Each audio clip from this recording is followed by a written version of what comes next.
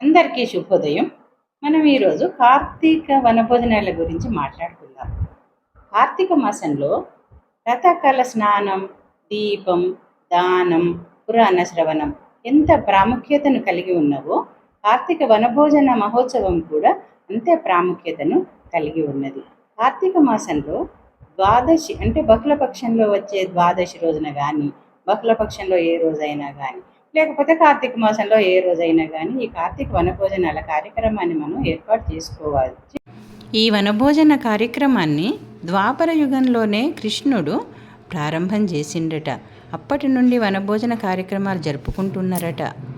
మనం కూడా ఒక ఉసిరి చెట్టు ఉన్న తోటను కానీ, లేకపోతే ఊరి బయట ఏమైనా ఎక్కువగా చెట్లు ఉన్న ప్రదేశాన్ని కానీ చూసుకోవాలి. ఒకవేళ అక్కడ ఉసిరి చెట్టు లేకపోతే ఏ నర్సరీ నుండే ఒక ఉసిరి చెట్టును, తులసి చెట్టును తీసుకొని వెళ్ళాలి. లక్ష్మీనారాయణుల ఫోటోలను ఉంచి పూజాది కార్యక్రమాలు నిర్వహించాలి. తరువాత ఇంటి వద్ద వండి తీసుకువెళ్ళిన అయినా లేక అక్కడే వండిన అయినా ఆహార పదార్థాలను ఆ శ్రీహరికి నివేదించాలి. తరువాత బ్రాహ్మణునికి దీపదానం, దక్షిణను సమర్పించుకోవాలి. తర్వాత కార్తీక పురాణం ఆ రోజు ఏ కథ చదువుకోవాలో ఆ కథను చదువుకోవాలి. కాసేపు హరి భజనలు చేసుకోవాలి. తరువాత అందరూ కలిసి చక్కగా భోజనాలు చేయాలి.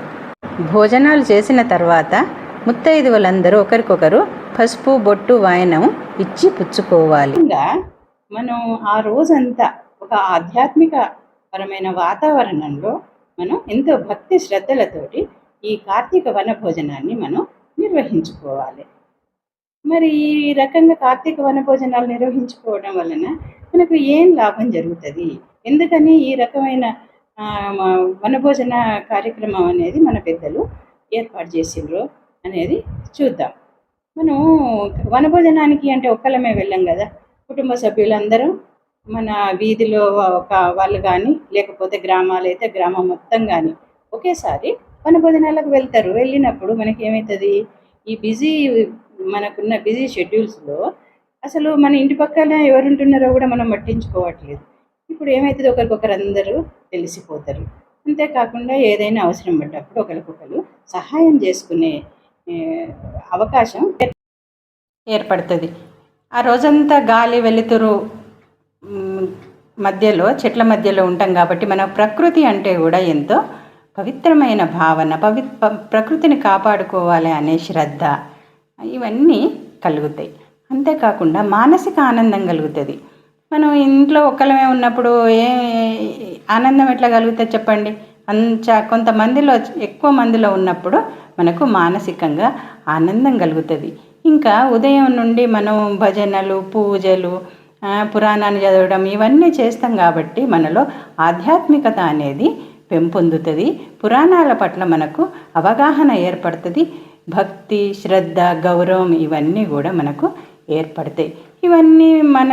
ఇవన్నీ చూసి పిల్లలు కూడా మన ఆచార సంప్రదాయాల పట్ల, మన సనాతన ధర్మం పట్ల వాళ్ళు కూడా ఒక సదభిప్రాయాన్ని ఏర్పరచుకొని ముందు దీన్ని కొనసాగించే అవకాశము ఉంటుంది.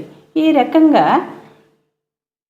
కార్తీక వనభోజనాలు అనేవి మొత్తంగా మనం చూసుకున్నట్టయితే ఒకటి సామాజిక ఐక్యత, మానసిక ఆనందం, ఆధ్యాత్మిక అనుభూతి, భక్తి భావన పెంపొందడం, ఇంకా ప్రకృతి పట్ల ఆరాధన ఇవన్నీ కూడా కలిగించే ఒక చక్కటి సాంప్రదాయమైన మహోత్సవం ఇది. ఏమంటారు?